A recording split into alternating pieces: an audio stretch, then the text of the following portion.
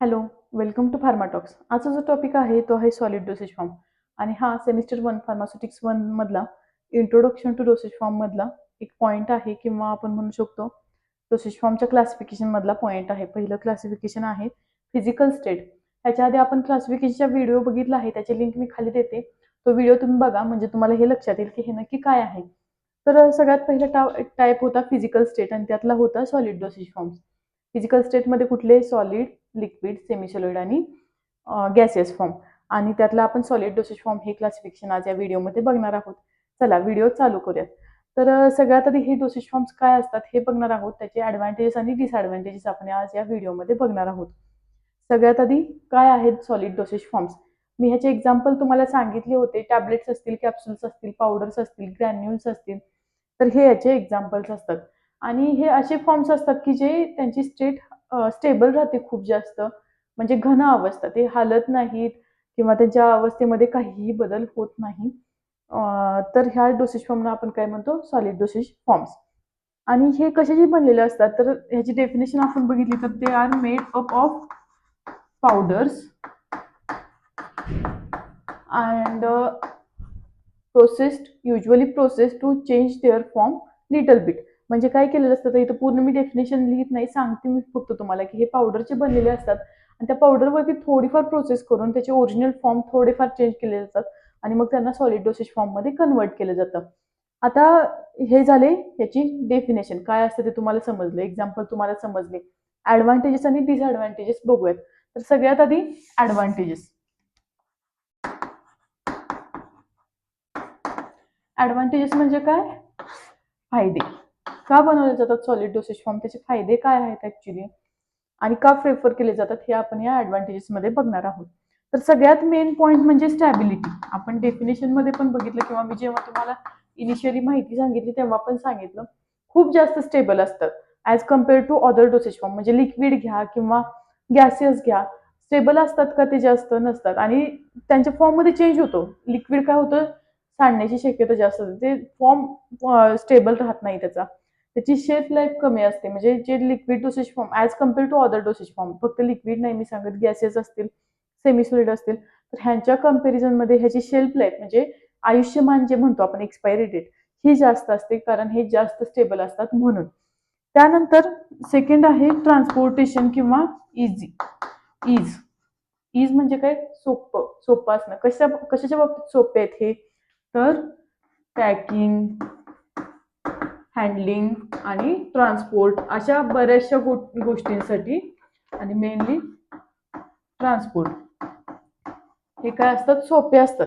त्यांना पॅक करणं सोपं असतं. टॅबलेटनं बाळ किती इझी असतं पॅक करणं, पावडर्सना पॅक करणं सोपं असतं. त्यांना हँडल करणं सोपं असतं ते पॅकिंग केल्यानंतर किंवा हँडल करणं त्या पॅक करण्यापूर्वी पण सोपं असतं आणि ट्रान्सपोर्टमध्ये खूप मोठा रोल होतो त्या इजचा.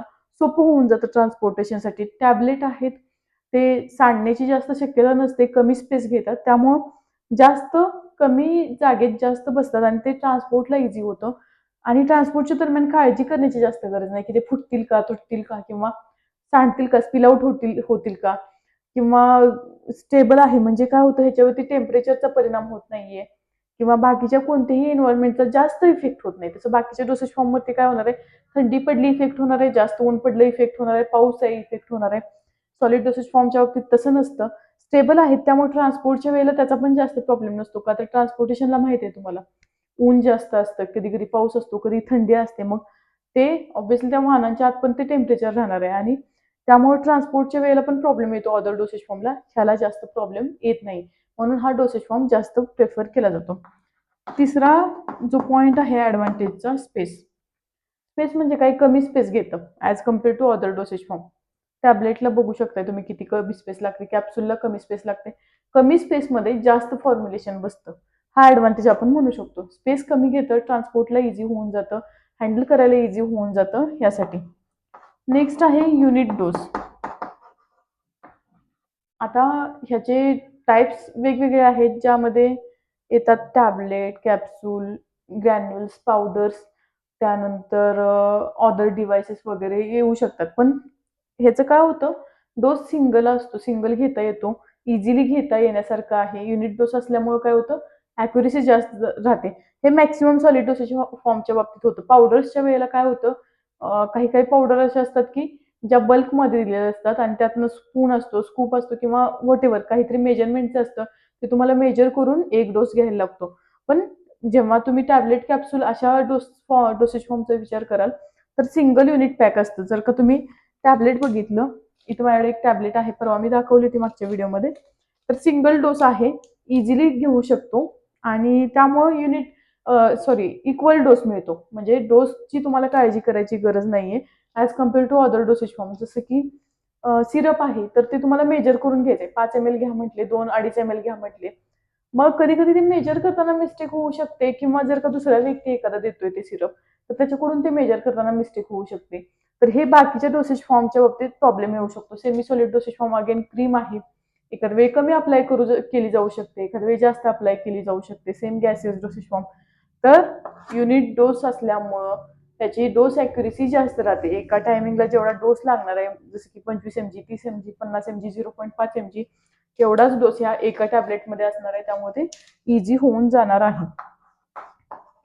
नेक्स्ट ॲडव्हान्टेज आहे सेल्फ ॲडमिनिस्ट्रेशन.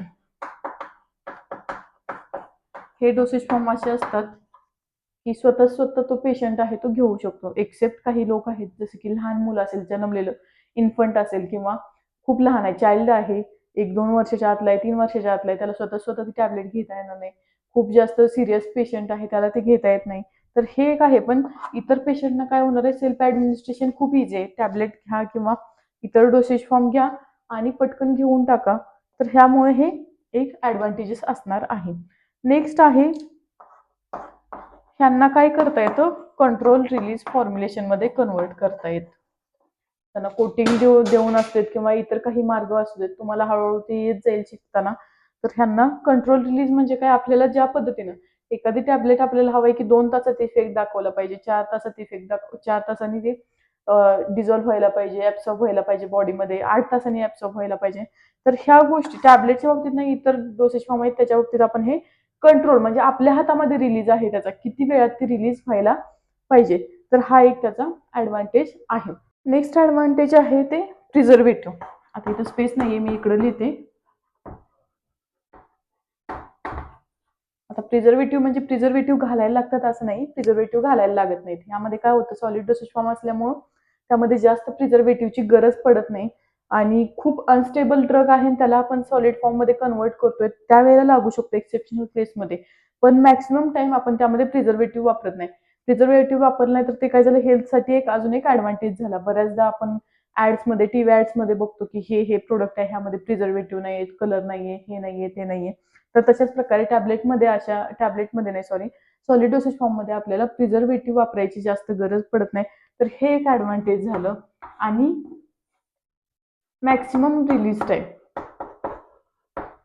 म्हणजे काय, जास्त वेळ टॅबलेट घेते बॉडीमध्ये ॲब्सॉर्ब व्हायला, रिलीज व्हायला.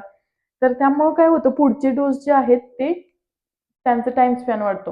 म्हणजे पहिलीच टॅबलेट ॲब्सॉर्ब व्हायला टाइम लागतोय, त्यामुळे दुसऱ्या टॅबलेटनी पहिल्या टॅबलेटमधला खूप जास्त वेळासाठी ती आपल्या बॉडीमध्ये रिलीज होत असते, त्यामुळे टाइम जास्त असतो. जसं की तुम्ही बघितलं असाल, डोस सकाळी 1 घ्या, संध्याकाळी 1 घ्या टॅबलेट. मॅक्सिमम डोस असतात, पण सॉलिड डोसेज फॉर्ममध्ये हे ॲडव्हान्टेज आहे की त्यांच्या मधला टाइम जो आहे घेण्यामधला तो जास्त असतो, का तर त्यांना रिलीज व्हायला जास्त वेळ लागतो. आता हे झाले सगळ्यात आधी सगळे ॲडव्हान्टेजेस. आपण एकदा रिपीट करूयात. स्टॅबिलिटी हाय आहे, इझी आहे पॅकेजिंग, ट्रान्सपोर्ट किंवा हँडलिंगसाठी. त्यानंतर स्पेस कमी घेतं. त्यानंतर सिंगल डोस येतो, त्यामुळे इक्वल डोस आपल्याला मिळतो. डोसची काळजी करायची गरज नाहीये, जास्त की जास्त गेला का कमी गेला का. सेल्फ ॲडमिनिस्ट्रेशन म्हणजे स्वतः तो पेशंट घेऊ शकतो मॅक्सिमम केसेसमध्ये. कंट्रोल रिलीज करता येतं, त्याला कंट्रोल रिलीज फॉर्ममध्ये कन्वर्ट करता येतं. प्रिझर्वेटिव्ह घालायची जास्त गरज नाही, काही एक्सेप्शनल केसमध्ये घालावे लागतात. आणि मॅक्सिमम रिलीज टाइम असल्यामुळं 2 डोस मधला गॅप जो आहे तो जास्त असतो. आता आपण बघूया त्याचे डिसएडव्हान्टेजेस काय आहेत ते. डिसएडव्हान्टेजेस म्हणजे काय,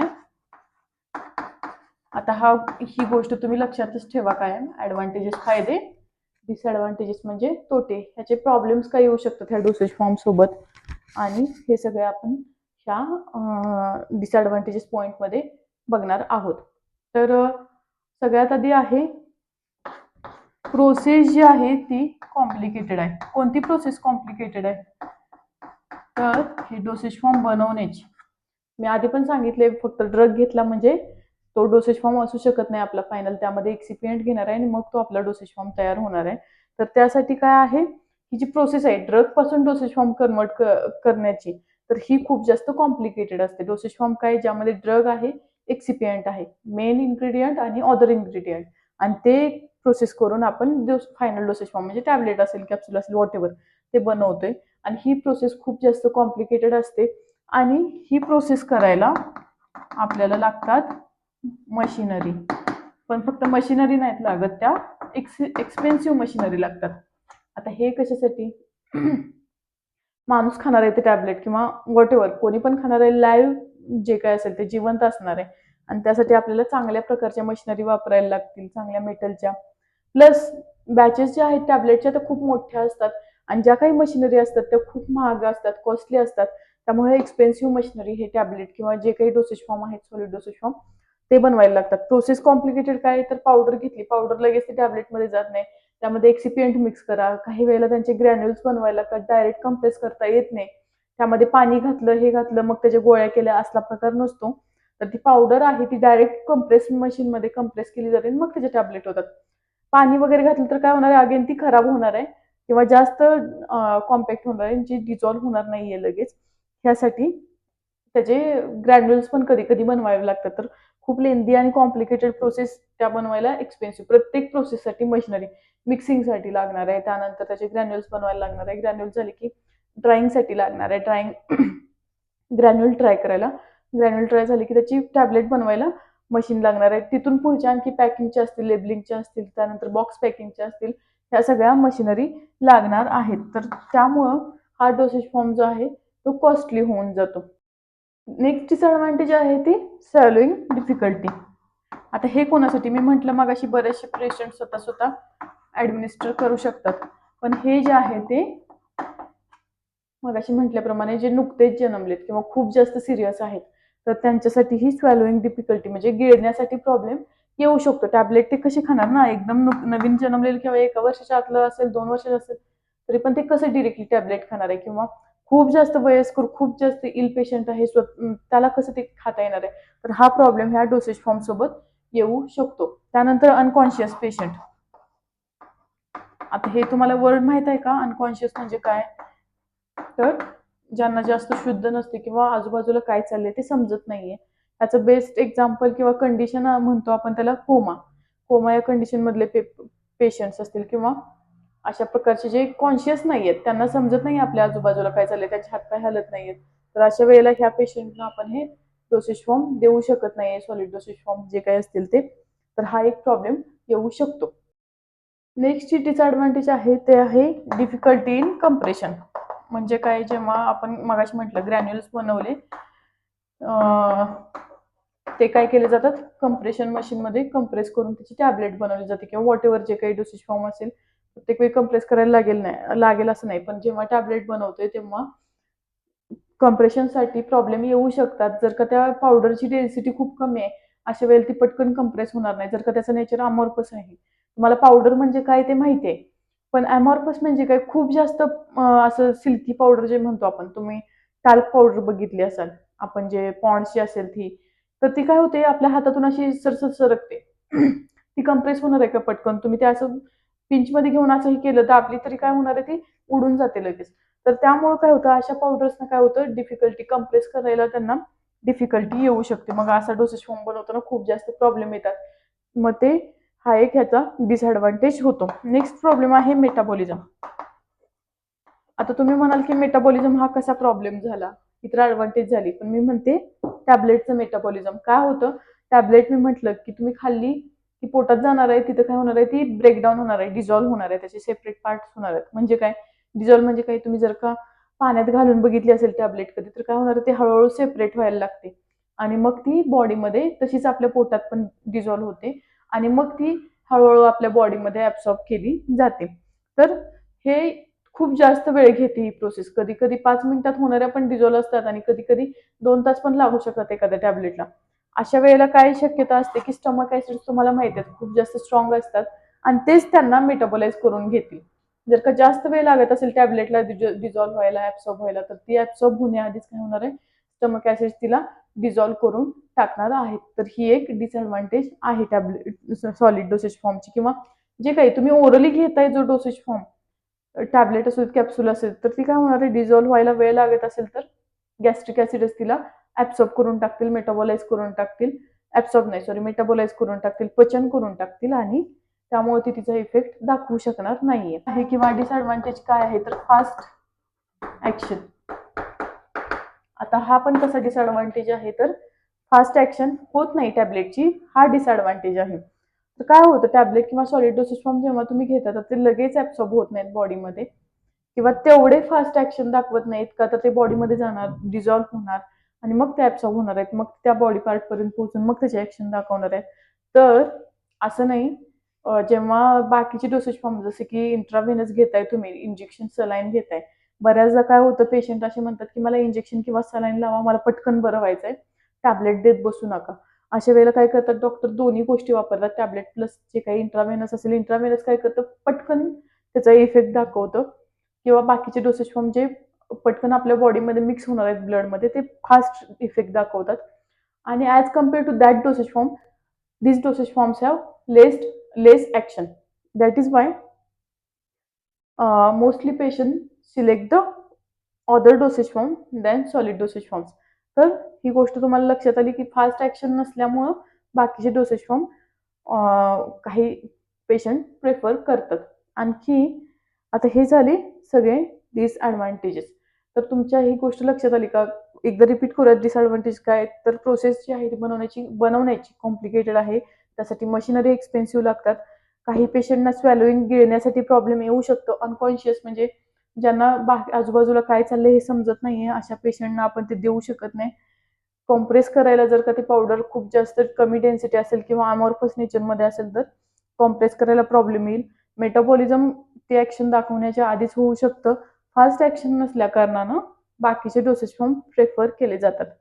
तर हे झाले डिसएडव्हान्टेजेस. तर तुम्हाला हे सॉलिड डोसेज फॉर्मचे ॲडव्हान्टेजेस आणि डिसएडव्हान्टेजेस समजले का, हे तुम्ही कमेंटमध्ये सांगा. अजून काही तुमच्या शंका असतील तर ते पण कमेंटमध्ये सांगा. व्हिडिओ तुम्हाला कसा वाटला ते सांगा, आणि आपल्या चॅनलला सबस्क्राईब करा, व्हिडिओ लाईक करा, आणि तुमच्या मित्रमैत्रिणींना शेअर करायला विसरू नका. थँक्यू.